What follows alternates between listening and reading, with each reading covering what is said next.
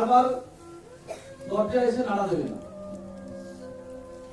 এর জন্য দেখা যায় যারা যারা স্মার্ট ভ্যালু, আমি আমার লাইফে যত মানুষকে দেখেছি, তো স্মার্ট ভ্যালু মিস করার পরে কাউকে আমি দেখিনি কিছু করে দাঁড় করাতে পেরেছে। খারাপ দেখেছি, ভালো দেখিনি, কারণ লজিক নেই না, ভালো হওয়ার কোনো লজিক নেই। স্মার্ট ভ্যালুটা ছাড়ার পরে যেই ভালো হওয়ার কোনো আমি আজ পর্যন্ত লজিক দেখলাম না। খারাপ হওয়ার অনেক লজিক আছে, দ্যাটিং পরে খারাপই হয়। আজকে যেমন আছে আজ থেকে 10 বছর পরে খারাপই হয়। আমরা যখন স্টার্ট করেছিলাম আমাদের উপরে অনেক সিনিয়র ছিল, তো তাদের হোক বা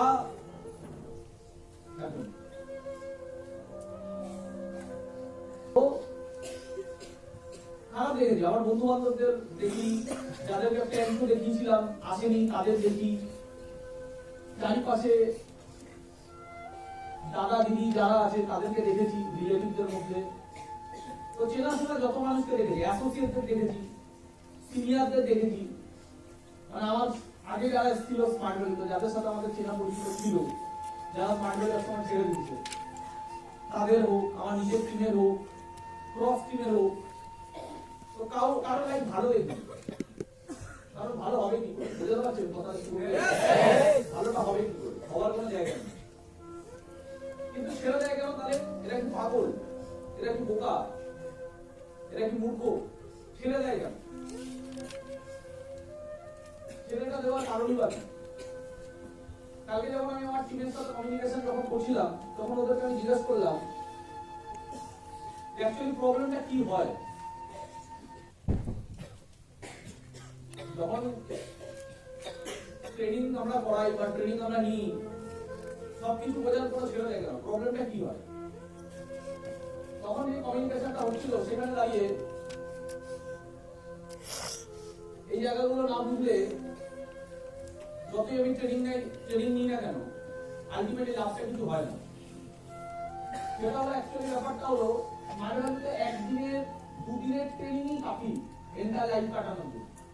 ঠিক ট্রেনিং এক হলো ফার্স্ট আমাদের জীবনের নিড পয়েন্ট হলো কেরিয়ার, যে কিছু করতে হবে, দাঁড়াতে হবে, তাই কি না? যদি এটা আমাদের ফার্স্ট নিড পয়েন্ট হয়, আমার পয়েন্টটাকে বোঝার চেষ্টা করতে হবে। এটা যদি আমাদের ফার্স্ট নিড পয়েন্ট হয় যে আমাদেরকে দাঁড়াতে হবে, কেরিয়ারটাকে মেইন ইম্পর্টেন্ট কেরিয়ার। আচ্ছা, কেরিয়ার মানে কোন প্যারামিটার গুলোকে আমি কেরিয়ার বলবো? একটা ভালো কেরিয়ার কাকে বলবো? একটা ভালো লাইফ বানাতে গেলে ভালো কেরিয়ার মাস্ট বি দরকার। এর জন্য আমি কোন প্যারামিটার গুলো রাখবো? প্রথম যে প্যারামিটারটা লাগবে সেটা হলো যে আমি লটস অফ মানি কামাচ্ছি কিনা, মানে অত টাকা কামাই কিনা যাতে আমার লাইফে বেসিক নিডগুলোর জন্য কোনোদিন ভাবতে না হয়। বেসিক নিড মানে এই আমি একটু আগে বোঝাচ্ছিল, সেটা কি? ট্রিটমেন্টের অভাবে বা ভালো ট্রিটমেন্ট করাতে পারিনি বলে বাবা মারা গেলে তখন লাইফটা কেমন হবে? মায়ের শরীর খারাপ কিন্তু পয়সার অভাব এত ঘরে আছে, ক্যাচাল এত বেশি লেগে থাকে যে মা মুখ ফুটে বলতে পারছে না, চেপে যাচ্ছে। এটা মেজরিটি ঘরে হয়। আমাদের বাড়িতে যদি মা বাবার শরীর খারাপ হয়, চট করে ডাক্তার দেখাতে যায় না, কারণ ডাক্তার দেখাতে গেলে 500,000 টাকা দিয়ে আছে, চেক আপ করাতে ভিজিট লাগবে, এই টেস্ট ওই টেস্ট, ওষুধ 500,000 1,500 টাকা আসতে কিছু কোনো ম্যাটারই না। ঠিক না ভুল? এর জন্য দেখবো বাবা মাকে একটুখানি ভালো করে অবজার্ভ করে দেবে, বাবা মা কিন্তু সহজে ডাক্তার দেখায় না, চেপে যায়। কথা তো বলতে পারছি, ডাক্তার দেখায় না, চেপে যায়। আমার মায়ের, আমি যদি আমার মায়ের কথা বলি, আমার মায়ের একটা সময় বছরের পর বছর পেটে পেইন হতো, কাউকে বলেনি না, আমার বাবা জানে না, আমরা জানি, কিছু জানি। বছরের পর বছর পেটে পেইন হতো, এই পেইন নিয়ে থেকে গেছে, মাঝে মাঝে ওষুধ খাচ্ছে, এই করছে, থেকে গেছে। তো একটা সময় পর গিয়ে কোনো কারণে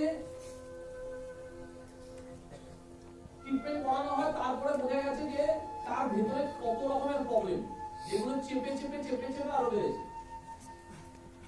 এটা একটা গরিব ফ্যামিলির কন্ডিশন।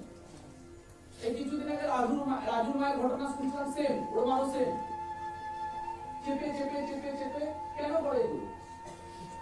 বাবাদেরও তাই করে। কেন করে? কারণ এই 1,500 টাকাটা না বিশাল বড় ম্যাটার। যে কোথাও দেখাতে গেলে 1,500 টাকা খরচা আছে। 1,500 টাকা অনেক বড় জিনিস। যেই বাড়িতে 12-15,000 টাকা ইনকাম আছে, সেই বাড়িতে 1,500 টাকা কোনো একটা ট্রিটমেন্ট ডাক্তারখানায় যাবো মানে এত টাকা ভিজিট, এই টেস্ট দেবে, সেগুলো করাতে হবে, ওষুধ কিনতে হবে, খেতে হবে, অনেক বড় ব্যাপার। অত মানুষ ওই 1,500 টাকা বাঁচানোর চেষ্টা করছে, এগুলোকে বলে অভাব, এগুলোকে বলে অভাব। কথা বলতে পারছি না? তো আগে আমাকে বুঝতে হবে আমার জীবনটায় বেসিক দিনগুলোর জন্য যেন প্রবলেম না হয়। ভালো পড়াশোনা নেই, পয়সার অভাব। পড়াশোনা মানুষ ভালো করতে পারে না, পয়সার অভাব। পড়াশোনা করে মাঝপথে ছেড়ে দিচ্ছে, পয়সার অভাব। ওখানে কমপ্লিট করছে না, নর্মাল গ্রাজুয়েশন করে ছেড়ে দিচ্ছে, তারপরে বাবা মা হাত তুলে দিচ্ছে, পয়সার অভাব। হসপিটালে গিয়ে কেমন লাগবে সেই দিনটা, স্মার্ট ভ্যালুর এত বড় ট্রেনিং নিলাম, 10 দিন 20 দিন 30 দিন 40 দিন পরে লোক ছেড়ে দিচ্ছে স্মার্ট ভ্যালু ট্রেনিং পেয়ে। চেতনা জাগেনি, যাদের চেতনা জাগে তারা ওই জীবন কাটাতে পারবে না। কোনোদিন বাড়িতে সত্যিকারের শরীর খারাপ হলে মাকে নিয়ে দৌড়াদৌড়ি করা, বাবাকে নিয়ে দৌড়াদৌড়ি করা, নিজের ছোট বাচ্চাকে নিয়ে দৌড়াদৌড়ি করা বা যাকে হোক, হসপিটালে দৌড়াদৌড়ি খুব ডেঞ্জার। তখন গিয়ে বেডের জন্য বার্গেনিং করা, যে বেডটা কত টাকা নেবে, বেডে ফেলে রাখবো না, আমি সরকারি হাসপাতালে নিচে ফেলে রাখবো। লোকের কাছে গিয়ে দৌড়াদৌড়ি করা, লোকের পিছনে তেল মারা, যাতে কোনো কাউন্সিলর বা কেউ সে ইয়ে করে দিলে তার একটা বেড পেয়ে যায়।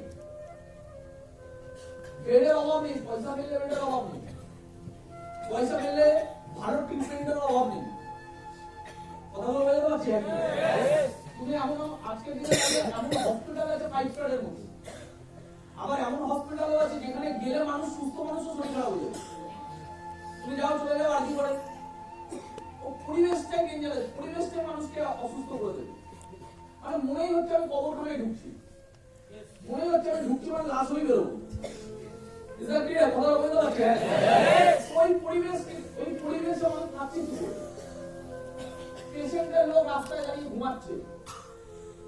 একটুখানি হসপিটালে কেউ যদি ঘোরে মাসে একবারও, তার স্মার্ট ভ্যালু করার মাইন্ডসেট দুটা বেড়ে যাবে। যদি শুধু হসপিটালে একবার কেউ ভিজিট করতে পারে, দেখতে পারে যে পয়সার অভাব কি হয়। তো এই জিনিসগুলো খুব ইম্পর্টেন্ট জিনিস। এবার আর দরকার হলো ওই কতটা টাকা আমি কামাচ্ছি কিনা লাইফে, আদারওয়াইজ পুরো জীবনটা হেল হয়ে যাবে, পুরো জীবনটা নরক হয়ে যাবে।